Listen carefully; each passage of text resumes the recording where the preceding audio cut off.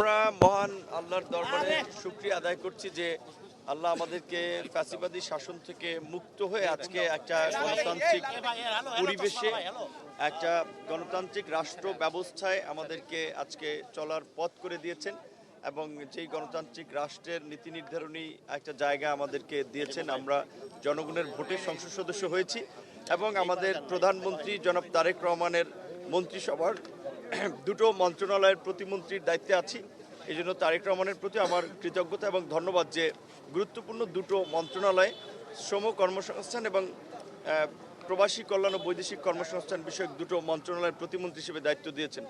দুটো মন্ত্রণালয়ের কাজই কিন্তু অত্যন্ত চ্যালেঞ্জিং। একটা হচ্ছে যে এই যে আমাদের বিশেষ করে দেশের বাইরে ছড়িয়ে ছিটিয়ে থাকা বিশ্বের বিভিন্ন দেশে আমাদের প্রবাসী ভাইয়েরা এবং বাংলাদেশের মতো একটা ওভার পপুলেটেড কান্ট্রি যার ইকোনমির অন্যতম একটা বেস হচ্ছে আপনার প্রবাসীদের পাঠানো রেমিটেন্স। তো স্বাভাবিকভাবে আমাদের মতো দেশের জায়গা থেকে অনেক কিছু করা যায় না। উন্নত দেশগুলো তাদের নাগরিকদের যেভাবে বিভিন্ন দেশের সুযোগ সুবিধা দেয়, তো এই জেনারেশনের একজন তরুণ নেতা হিসেবে আমাদের তো প্রায়োরিটি যে আমাদের দেশের নাগরিকরা যেন বিশ্বের অন্যান্য যে সমস্ত দেশে তারা বিভিন্ন কর্মে বা পেশায় নিযুক্ত আছে তারা যেন মর্যাদার সাথে এই দেশের নাগরিক হিসেবে পরিচয় দিতে পারে এবং কর্মক্ষেত্র সহ বিভিন্ন ক্ষেত্রে তারা যে ধরনের অসুবিধা প্রতিবন্ধকতার শিকার হয় সেটা দূর করা। দ্বিতীয়ত আমাদের দেশে আপনার বিশেষ করে বাইরে দেশে যেতে বিশেষ করে যারা বিভিন্ন পেশায় যান যতটা ব্যয় হয় এটা বোধহয় পৃথিবীর কোনো দেশে কিন্তু এত ব্যয় এবং এত খরচ হয় না।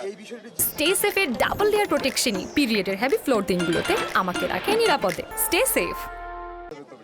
আমি এটুকু বলতে পারি যে বিগত দিনগুলোতে যেভাবে অতিরিক্ত খরচ হয়েছে আমরা যতটুকু পারি অবশ্যই নিচে নামিয়ে আনবো, কারণ এটা তো আমার রাজপথের আন্দোলন সংগ্রাম প্রেস ক্লাবে দাঁড়িয়ে বক্তব্য থেকে শুরু করে সভা সেমিনার আমরা বলেছি যে এই প্রবাসে শ্রমিক পাঠাতে ব্যয় কমিয়ে আনতে হবে এবং নানান ধরনের যে সিন্ডিকেট আছে সেগুলো ভেঙে তাদের সহজ সেবা নিশ্চিত করতে হবে। এটা আমাদের একটা বলতে পারেন যে প্রায়োরিটি আছে, কারণ আমার তো শেষ পর্যন্ত মানুষের কাছে যেতে হবে আবার এই দায়িত্ব শেষে। এছাড়া ধরুন আপনি শ্রম মন্ত্রণালয়ের দায়িত্বে আছেন, দেখেন আমার কথাটা শুরুর দিকে অনেক কিছু বলা ঠিক হবে না। এখন আমি মন্ত্রণালয়ে যেহেতু ঢুকি নাই, আজকে আমরা স্মৃতিসৌধে শ্রদ্ধা নিবেদন এবং আমাদের সাবেক প্রধানমন্ত্রী বেগম খালেদা জিয়া, সাবেক রাষ্ট্রপতি শহীদ প্রেসিডেন্ট জিয়াউর রহমানের মাঝের শ্রদ্ধা নিবেদনের মধ্যে দিয়ে আমরা মন্ত্রণালয়ে যাচ্ছি।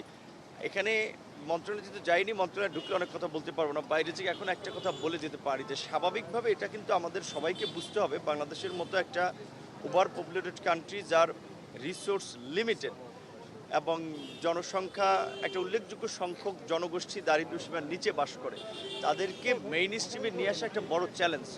সেই আপনার দারিদ্র্যসীমার নিচে যারা বাস করে তাদের ম্যাক্সিমামই একেবারেই বিভিন্ন শ্রমের সাথে সরাসরি যুক্ত। তো স্বাভাবিকভাবেই তাদের শুধু ন্যূনতম আপনার মজুরি নিশ্চিত করলে হবে না। আমাদের সরকার যেটা বলেছে যে তাদের আপনার ফ্যামিলি সাপোর্টের জন্য যে ফ্যামিলি কার্ডের কথা বলেছে, পাশাপাশি তাদের স্বাস্থ্য সুরক্ষার জন্য আমি যতদূর জানি যে আমাদের মাননীয় প্রধানমন্ত্রী ওনার একটা চিন্তাভাবনা আছে স্বাস্থ্য কার্ড দেওয়া। এই ওভার পপুলেটেড কান্ট্রি এই জনগোষ্ঠীকে সুস্থ দক্ষ জনসম্পদ হিসেবে গড়ে তুলতে তাদেরকে আগে কিন্তু স্বাস্থ্য সুরক্ষাও দিতে হবে। সেই জায়গা থেকে অবশ্যই ন্যূনতম একটা স্ট্যান্ডার্ড মজুরি তো তাদের জন্য নিশ্চিত করতে হবে। গার্মেন্টস শ্রমিকদের পাশাপাশি অন্যান্য পেশায় যারা শ্রমিক আছে তারাও যেন ঠিকঠাকভাবে তাদের মজুরিটা পায়, সেটা তো আমাদের একটা দায়িত্ব থাকবেই।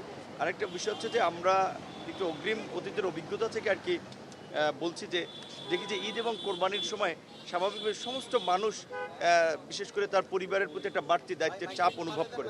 সেখানে দেখা যায় বিশেষ করে আমাদের অনেক আপনার শিল্প কলকারখানা ঠিকঠাক মতো বেতন দিতে পারে না, তখন কি করে বাধ্য হয়ে শ্রমিকরা কিন্তু রাস্তায় নেমে আসে। তো এখন আমরা দায়িত্ব নিয়েছি এই রোজার একেবারে একদিন আগে, সামনে কিন্তু আমাদের এই যে একটা বড় কষ্টের জায়গা আছে, আমরা জানি না কতটুকু ডিল করতে পারবো। তো আমরা আজকে প্রথম দায়িত্ব গ্রহণের এখানেই আমরা সকলকে অনুরোধ করব যে যার যার স্ব প্রতিষ্ঠান শিল্প কলকারখানা আপনারা এখন থেকে প্রস্তুতি নেবেন যে শ্রমিকদের এই বেতন ভাতার যেন এই বিষয়টা নিরসন করা যায়। এখন থেকে যদি প্রস্তুতি নেন সেক্ষেত্রে আশা করি অনেকখানি কাভার দিতে পারবেন, আমরাও সরকারের জায়গা থেকে সহযোগিতা করব। কিন্তু একটা বিষয় কিন্তু আমাদের সরকারের জন্য একটা বড় চ্যালেঞ্জ এবং একটা বড় দায়িত্ব আছে, সেটা হচ্ছে যে ইন্টারিম গভর্নমেন্টের সময় মানুষ কিন্তু স্বস্তিতে ঈদটা যাত্রা এবং ঈদের সময় করতে পেরেছিল। কাজেই সেটা কিন্তু ধারাবাহিকতা আমাদেরকে রক্ষা করতে হবে। এখন একটা ইলেকটেড গভর্নমেন্ট, আমাদের প্রতি জনগণের এত সমর্থন, এত ল্যান্ডস্লাইড ভিক্টরি ম্যান্ডেট, তো এটা তো আমরা পুরো সরকার কাজ করব এবং